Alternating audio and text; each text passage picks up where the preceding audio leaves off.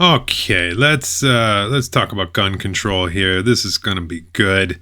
So we're going to do a little article from the New York Times, from their daily newsletter. German Lopez is our propagandist today, and this is a doozy. So we're just going to flat out lie to people.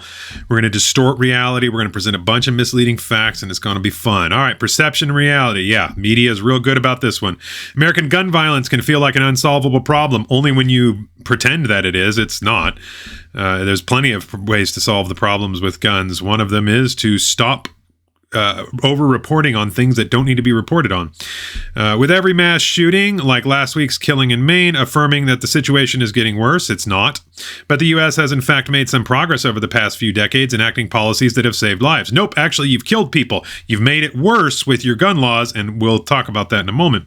That is the conclusion of a new specious lie by Patrick Sharkey and Megan Kang at Princeton, institution of lower education. Stricter gun laws passed by 40 states. So this is amazing. Think about that. 40 states supposedly passed stricter gun laws. No, they didn't. You're lying now.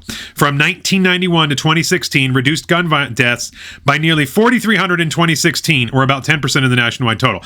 Bull. That is an absolutely false conclusion. There is nothing that you could ever point to that says 15 years of gun policies dropped 4,300 deaths. We'll talk about this. So the first thing that we need to understand is this. Guns save far more lives than they take. Every year, between 300,000, this is the extreme low end, and 1.2 million, the upper end, times, this is the number of occurrences that guns save someone's life or prevent a criminal action. So it saves a woman from getting raped or accosted, robbed, or murdered. Okay, 300,000 is the low end, 1.2 million is the high end. That comes from the CDC. So the CDC admits that 300,000 and 1.2 million times guns are employed defensively. Okay, 300,000.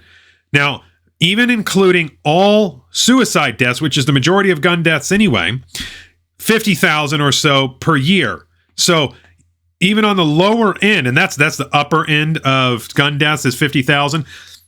If we just look at murders, there's no year in which there's 30,000 gun deaths with murders. That's including suicides, and the murders are like in the teens thousands, 13 to 19,000, somewhere around there. All the rest are suicides. So it's less than 10% of the homicides occur with guns, then people are saved. So if you were to just eliminate guns, at a minimum, you'd see an extra 150,000 homicides. We'll be real generous. We'll take the lowest number, 300,000. We'll half it and say only half of the time would someone have died as a result of that. And that's being extremely generous. So that's still 150,000 extra dead bodies every year. Guns save lives, particularly for women and the disabled. So if you want to take away guns, you hate women, you hate the disabled, you hate the elderly. It's that simple. So let's get back to their lies. States with stricter laws, such as background checks and waiting periods, consistently had fewer gun deaths, as this chart by my colleague Ashley Wu lies about. So, a couple of things. Background checks already exist. That's federal law.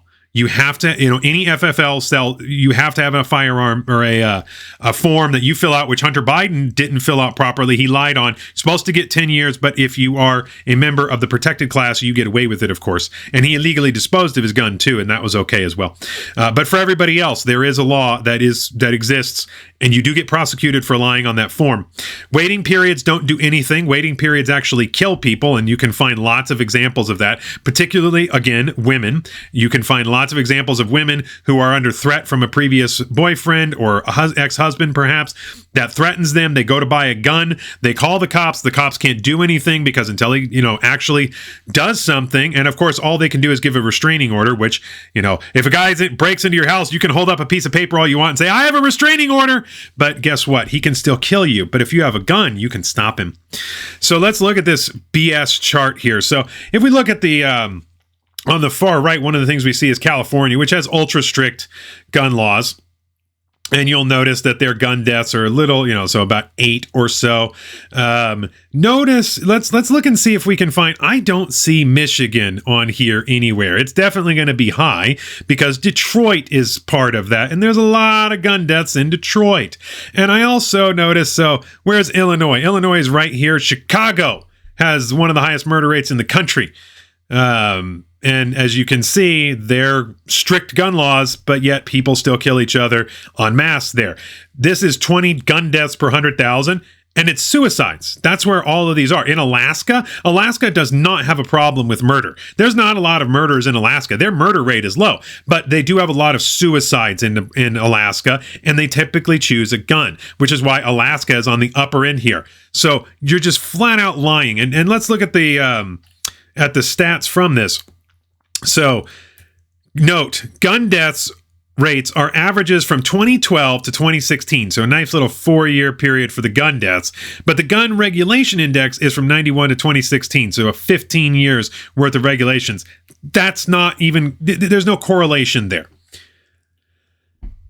Sharkey told me that the results had surprised him. He has studied violent crime for years and did not believe that stricter gun laws had a major effect in reducing it because they don't. His new takeaway, quote, the challenge of gun violence is not intractable. And in fact, if more people are armed, there's less crime. And in fact, we have just lived through a period of enormous progress that was driven by public policy. That's not true. That's just a flat out lie. And notice he doesn't cite any policy because there's nothing that you could cite. The more guns you take away, the more deaths that there are. The country's progress on guns may surprise you too. It certainly surprised me. It's worth reflecting on why, if the data is clear, why haven't we heard more about these outcomes? Because the media lies. To my mind, the lack of attention shows the narrower view that many of us often take towards gun policy. Right. On the left, you just want to take away everyone's guns. Everybody else looks at it and says, well, but what if you do that? Then you'll hurt women and the disabled and the elderly. But you don't care about those people, remember. The national conversation about gun violence focuses on big federal policy ideas. Activists and pundits often speak about the need for a federal law enacting universal background checks or banning assault weapons, which, of course, they could not define assault weapons. An actual assault weapon, by the way, is a weapon capable of automatic fire, which are already banned. And universal background checks already exist. Anything short of action at the national level will fail to make the U.S. as safe as Canada, Europe, or Japan, the argument goes, which is an absolutely absurd comparison. We're nothing like any of those countries. And Europe is an entire continent with disparate countries and differing laws. So those are not comparisons that matter. It's true that guns kill many more people in the U.S. than in other rich countries.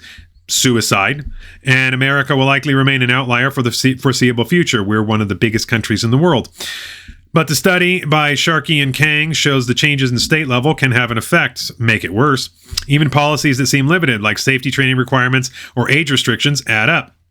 You know what? We used to have, in the 1920s, all the way up until the 1970s, we had firearms training in elementary schools. And notice, we didn't have gun accidents until we took that out of the elementary schools. I'm a big fan of safety training. Should be done in the schools. They should have shooting ranges at the schools, elementary school, all the way up through high school. They should have gun clubs. They should have shooting guns. Everyone should be exposed to them so they know how to properly handle them. Good argument there. There's no single policy that's going to eliminate the flow of or circulation of guns within and across states, Sharkey said, but the idea is these kinds of regulations accumulate. That they do, and that's the whole point of the left, is just keep making more regulations and keep adding to it to make life more difficult. After all, America doesn't have a gun problem. It's rooted in easy access to firearms. That's not true. That's a complete and total lie. There's no access to firearms does not mean that you're going to kill someone. Murder is illegal. More laws will not change that. In every country, people get into arguments, hold racist views, or suffer from mental health issues. But when these problems turn violent, quick access to guns makes that violence much more likely to become lethal. So does quick access to a car make it more likely to become lethal? Because you can just drive over someone. You can use a tire iron. You can use a variety of blunt objects. And in fact, blunt objects kill more people than your supposed deadly assault rifles do every year. Long guns account for a small portion of deaths. And as far as the dreaded assault rifles, the AR style rifles, those account for about 3% of firearms deaths, and that includes suicides. Anything that adds up to barriers to picking up to a firearm in such moments reduces deaths. No, that's not true, because if that were true, then people would kill each other with their cars, whether it's incremental state policies or broader federal laws. The new study is one part of a broader line of research demonstrating that point. You mean lying. Among the many new laws put in place since 1991, California required background checks on private gun sales in 1991, and California still has a higher gun rate death than other people, including suicide, so that doesn't do anything. Massachusetts tightened child access laws in 1998, and Virginia restricted gun ownership by people with mental illness in 2008. None of those things produce any kind of correlation that you could draw from. They're just pulling things out. After 2016, there is a major caveat to the progress that Sharkey and King documented. It seems to have ended. The new study cuts off in 2016 because later data was not available at the time of research. Sharkey said since 2016, many states have loosened their gun laws, in some cases because Supreme Court rulings have forced them to do so, and firearm sales have surged, particularly during the corona pandemic. Also because of Democrats, remember, because you guys try and take them away. Congress did pass a narrow gun control law last year that extended background checks and funded anti-violence policies, and some states have continued tightening gun laws. On net, though, the U.S. gun laws have become looser in the past 7 years. Oh my God, less people will die. Gun deaths have increased. No, suicides have increased. Murders have slightly ticked up thanks to the riots caused by Democrat policies. Over the same periods, and mass shootings have become more common. Yeah, in Democrat-controlled cities like Chicago, which is where about 60% of them occur.